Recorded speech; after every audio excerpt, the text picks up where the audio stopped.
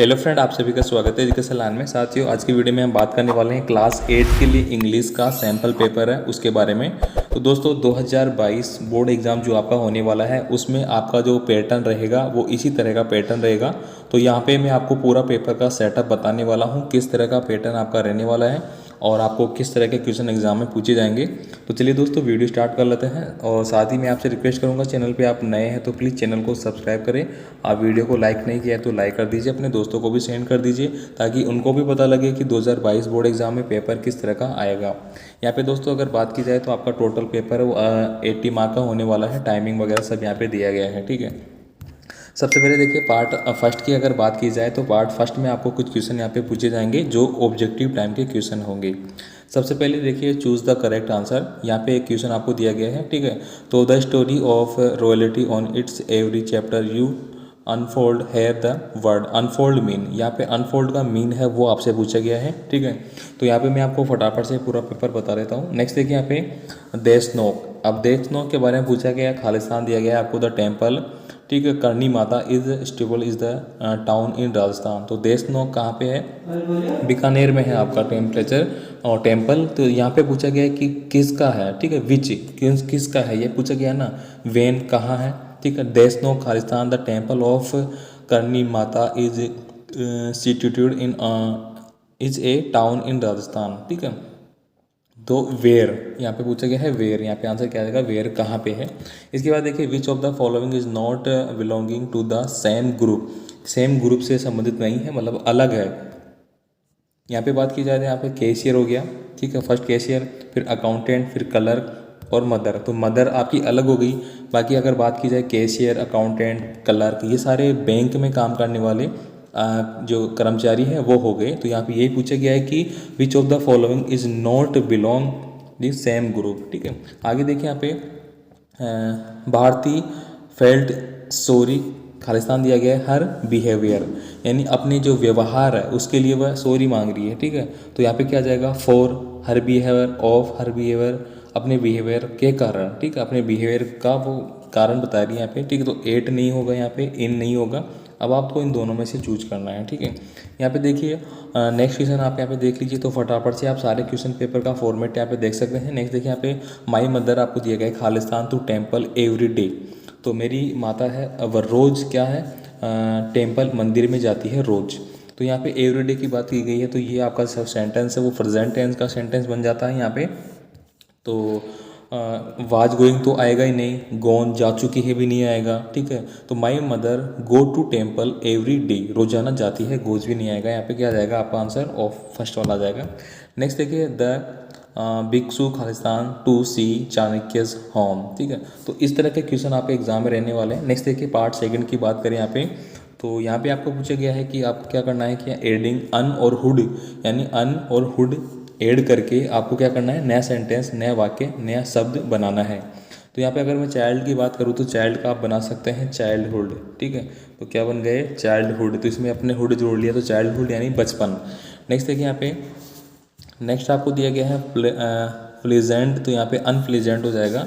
इसके बाद देखिए अगला देखिए write plural of the following word. आपको इनका क्या बताना है, बहुवचन। क्या बताना है आपको, बहुवचन बताना है, ठीक है।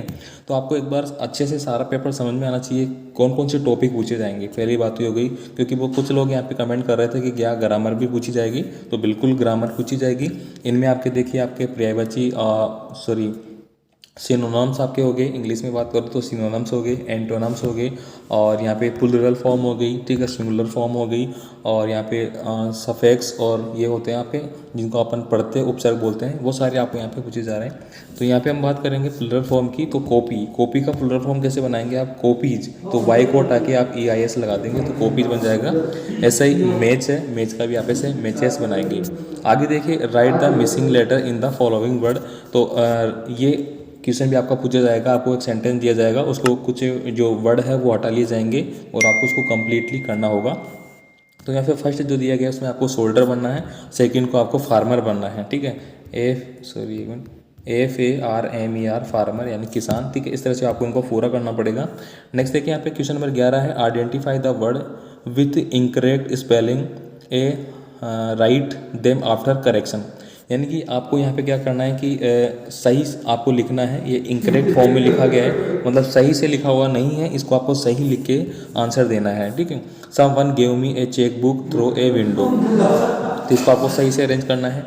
नेक्स्ट देखिए, fill in the blank, choose the one of the two word given in the brackets, यानी कि ब्रैकेट में आपको दो वर्ड दिए गए हैं, इन दोनों में से आपको चूज़ करके यहाँ पे भरना होगा कि इस खालिस्तान में क्या आएगा, ठीक है। तो यहाँ पे द व्हीकल्स रस forward Khalistan there is green light, है ना। ग्रीन लाइट जो होती है, यानी कि आपने देखा होगा ट्रैफिक लाइट वगैरह होते हैं, तो वहाँ पे पूछा गया है कि जो काफ़ी रस है, बहुत ज़्यादा भीड़ है, ठीक है, तो आपको किस व्हीकल रस फॉरवर्ड धीरे धीरे चल रहे हैं, देयर इज ग्रीन लाइट, तो धीरे धीरे चल रहे हैं, ठीक है, as long as soon as, ठीक है, इन दोनों से बढ़ना है। नेक्स्ट देखिए यहाँ पे 30 नंबर का क्वेश्चन आपका आ जाता है, ठीक है, तो ये आप सारे देख लीजिए। इसके बाद मैं बात करूँगी यहाँ पे, इसमें दोस्तों आपको जो यहाँ पे दिया गया है सेंटेंस, इनको भी आपको सही अरेंज करके लिखना है। इसके बाद देखिए क्वेश्चन नंबर 15 है, यहाँ पे आपको क्या दिया गया है, sentence using non sooner than, ठीक है, तो इनको आपको यूज करते हुए यहाँ पे बढ़ना है, ठीक है। तो मैं आप इनको देख लीजिए, एक बार मैं स्लाइड करके बता देता हूँ। नेक्स्ट अगर बात करें यहाँ पे, रीड द फॉलोइंग पैसेज, एक पैसेज आपको दिया गया है और एक पैसेज आपसे पूछा जाएगा 100%, ठीक है, तो इसको आप देख लेना। जैसे कि deposit their miserable condition to of the children Kuldeep Singh and Sudeep Singh had dream, तो यहाँ पे कुछ बात की गई है दो बच्चों के बारे में, ठीक है। इसके बाद देखिए यहाँ पे इसके क्वेश्चन पूछे गए हैं, वेयर वाज द अकेडमी, ठीक है, तो अकेडमी है वो कहाँ पे है, तो आप इसको अगर पढ़ेंगे पूरा तो आपको इसका सॉल्यूशन इसी में मिल जाएगा, ठीक है। तो ऐसे यानी कि जो आपके पैसेज के क्वेश्चन होते हैं वो अगर आप ध्यान से पढ़ते हैं पैसेज को, तो उनके आंसर आपको इसी में मिल जाते हैं। जैसे कि अगर मैं बात करूँ, या देखिए Jaipur to study at the academy, तो वो कहाँ पे है, जयपुर में। इसके बाद देखिए हु हैड ए ड्रीम, उनका जो सपना है, ड्रीम था, वो क्या था, वो आपको यहाँ पे पढ़ोगे तो ये भी आपको मिल जाएगा, ठीक है। तो पैसेज वाले क्वेश्चन को आप टेंशन ना लें, बस आपको थोड़ा सा समझ में आना चाहिए कि क्या पूछ रहा है, बाकी आप उसको उसी में से देख के लिखना होता है। आगे देखिए यहाँ पे right the opposite of the following, इनके अपोजिट आपको लिखना है। अपोजिट का मतलब क्या हो गया, विलोम, क्या हो गया, विलोम। जैसे कि यहाँ पे डे लिखा गया है, डे यानी कि दिन हो गया, तो अपोजिट क्या हो जाएगा यहाँ पे, नाइट, नाइट को रात बोलेंगे। यहाँ पे अप का मतलब ऊपर हो गया, तो इसका अपोजिट क्या हो जाता है, डाउन, ठीक है, तो इस तरह से आप लिख लेंगे डाउन।